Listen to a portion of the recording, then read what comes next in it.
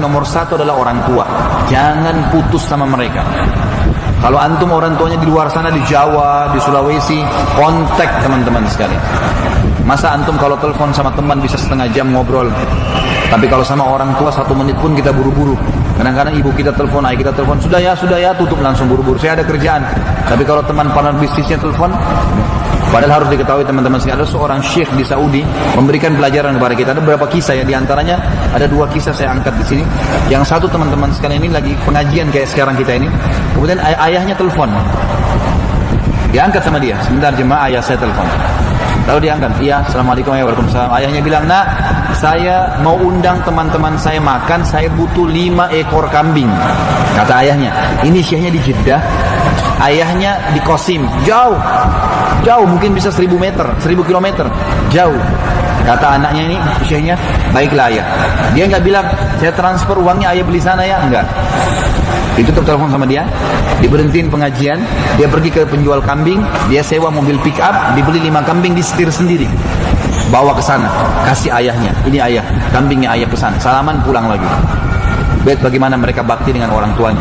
Yang satu lagi ditelepon di pengajian nih, ibunya telepon, nak, ibu lagi perlu nak. Dia nggak bilang, maaf ibu saya lagi pengajian nggak? Baik ibu, tutup. Jemaah, ibu saya lagi butuh sama saya, pengajian saya tutup. Kafatul majlis pergi, bubar. Langsung dia pergi ke ibunya, penuhin kebutuhan ibunya. Itu saking tahunya mereka tentang bakti orang tua. Dan teman-teman sekalian, coba gunakan, maksimalkan kalau mereka masih hidup. Apa salahnya kalau antum memberikan samponya, memberikan odolnya, memberikan sabunnya? Saya berbagi teman-teman sekalian. Saya punya ayah, alhamdulillah sekitar 80 tahun masih hidup di Makassar ya. Saya sangat bersyukur karena beliau masih hidup. Ibu saya sudah meninggal dari tahun 79. Saya masih 4 tahunan waktu itu. Tapi jelas ayah saya alhamdulillah masih ada. Dan saya setiap hari berusaha untuk telepon. Walaupun cuma sebentar, 1-2 menit saja. Antum coba telepon sehari, semenit 2 menit telepon. Assalamualaikum, salam, baik ayah, baik. Ada butuh sesuatu, tolong doain saya. Iya. Tidak pernah saya tutup telepon setelah ayah saya doain lalu saya susah, nggak pernah. Kalau ada yang sedang siapin masalah, ayah doain ya, iya baik. Semoga Allah mudahin kamu diberkahin, udah selesai. Selalu begitu teman-teman sekalian.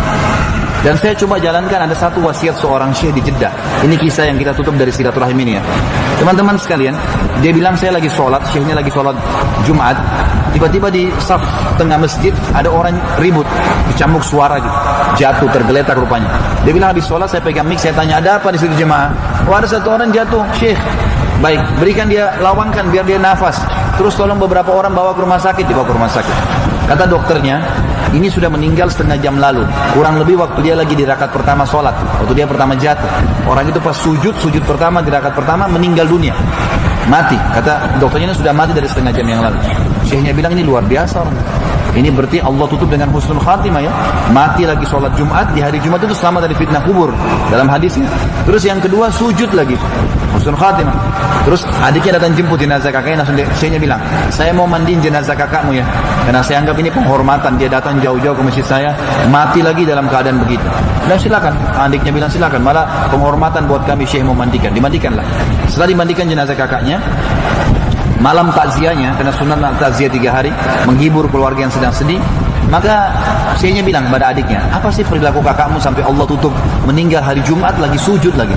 Dia bilang begini syekh, kami punya seorang ibu yang tua, ayah kami sudah meninggal, dan kami semua bakti dengan ibu kami, tapi kakak saya ini berbeda. Setiap hari kami kalau ke rumah ibu kami, dia paling pertama ada. Nggak pernah kami dahulu dia. Pasti selalu sudah ada. Sudah sih, dia laki-laki ya. Dia rapiin bajunya di lemarinya, dia yang ambilin minumannya, disisirin rambutnya, dia yang perhatikan samponya masih ada atau sabunnya, atau sudah habis selalu. Kami nggak pernah bisa kalahkan dia di situ. Bayangin teman-teman, sampai sampo dan sabun. Berapa banyak orang di antara kita merantau, dia nggak hubungin orang tuanya kecuali pada saat mau mudik saja. Atau mungkin dia pun tiba di kampung, sibuk dengan teman-temannya dan tidak sibuk dengan orang tuanya. Padahal itu puncak silaturahim tuh, penyebab rezeki antum di orang tua. Baru masuk kerabat-kerabat terdekat, kontak mereka, hibur mereka.